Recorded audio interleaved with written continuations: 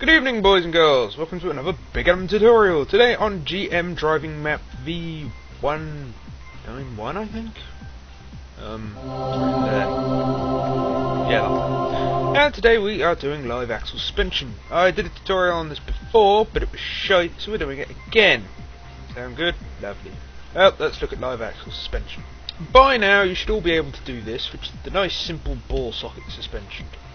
Which is all well and good, but it's always nice to know how to do other ones. This is live axle, where you have a big solid axle between each wheel. This gives you lots of lovely articulation. Yeah, I froze everything, I forgot. Come on. And lots of free movement, especially when you brake it like I do.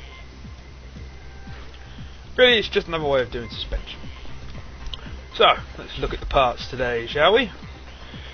I am using a, let's see, Cube 025 by 2 by 025. I am using a Cube 025 by 1 by 025, and I am also using a Cube 2 by 3 by 025. Rigid ropes, weight tools, and easy precision are used in this tutorial, as well as some random wheels. But wheels done that.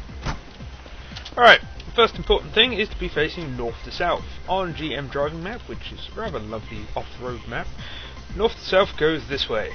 Yep. Just in case most of you don't have the depth HUD. So I believe it isn't supported anymore. Oh well. I've done the rear here already. These are all rigid ropes, so I'll just show you how to do the front. Easy position, move first prop to second prop. Go from the centre of the axle to the centre there. Click. Rope tool. No, please. Rope tool, rigid. I'm using number 3 ropes just because they're chunky so you can see it. So, I should know. The only part that really matters is the height of this to your axles. If not, when the suspension goes down, the axles twist around. It's not so big of a deal, but you can scale it quite well using nice thin blocks as well. So it's the height of this to this. It's the only important part. So as long as the height's the same, which it is, it's a 025 block, then this should work fine. Anyway, where was I? So, from your main body, go from the outside bottom middle to the outside bottom middle. Let's go to the other side. Then go up to the top. Go from the middle to the middle to the middle. So on the top you have 2 V's. There's a V here that goes to the top of the block and a V on the back, and 2 straight ropes on the back. That stops these axle bars, axles, yeah, moving left to right, and still allows them to move up and down. It also allows them to twist without going too far. Actually, they will go too far. So, let's look at the next part. You can leave this suspension as is. If you want to use a ball socket, you can restrict it. So if you go to your advanced ball socket tool, just go to default, change all the minimums to -45 and all the maximums to 45. This will hopefully stop the axle spinning all the way around. I'll take a screenshot of this so I can just paste it straight on the video. But I'm not going to do that. Instead I'm going to move straight onto weights and wheels. So, weights. I'm going to use, just because I'm generally doing this quick, 250, 250 and 500 for the body. This is quite heavy, but you can always use less. Next, go to elastics. I am using a constant of 50,000, damping 1,500, relative damping 1,500, and a width of whatever the hell you want. I'll change that to 3 so everyone can see.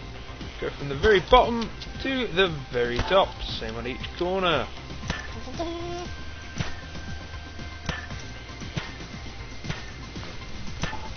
Now then, at this point your suspension is generally done. So if I take a TB dupe here,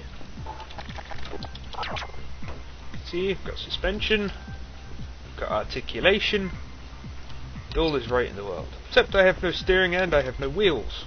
So let's move on to wheels. Your front wheels need to be a ball socket, not an axis or not anything else. So go to your easy position tool, pick a regular ball socket, not advanced ball socket, offset of 0. You want no collide, freeze targets, and disable prop shadows, just something I always have on. You can either go from the very bottom or the middle. I'll go from the middle, just because I'm lazy. Same on the other side. The rear wheels are a much simpler affair. You can just put a straight axis on these, because these just turn round and round. They don't do steering. And then, if you really want to, you can also weld these wheels together, like that. Now, for steering, go back to your easy position, pick up the axis tool again. If you want to be really tricky, you can use an advanced ball socket. Stick it in the very middle, do offset -99, click. Now then, at its current state, this can turn all the way around. This is bad, because once your wheels are connected to it, it means your wheels will be able to go all the way around. So you need to restrict it. Go up to your advanced ball socket tool, and do a ball socket of X minimum 1, X maximum -1. Same for the Y minimums and maximums, but on the Z's, put Z minimum -45, Z maximum 45. It's also a screenshot. Click the bar, click the axle. Next you have to connect the wheels to the steering block. So, it's another tricky ball socket, which is X minimum -180, X maximum 180, Y minimum 1, Y maximum -1. Same for the Z's. Free movement, no collide, tick. Don't forget, always free movement and no collide. And just go from the wheel to the plate. If you want to make that a bit stronger, you can do exactly the same. Just switch all the Y's and Z minimums and maximums around. I'll also do a screenshot. Same again. I'm now thinking, did I actually restrict that steering? Oh, I best make sure. 45.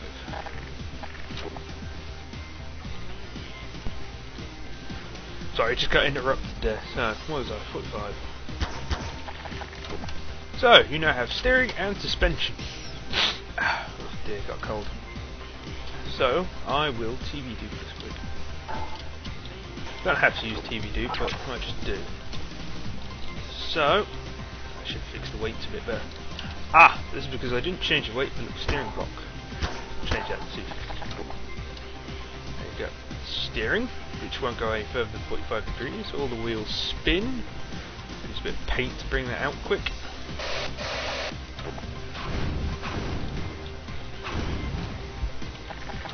Your next point will be powering them.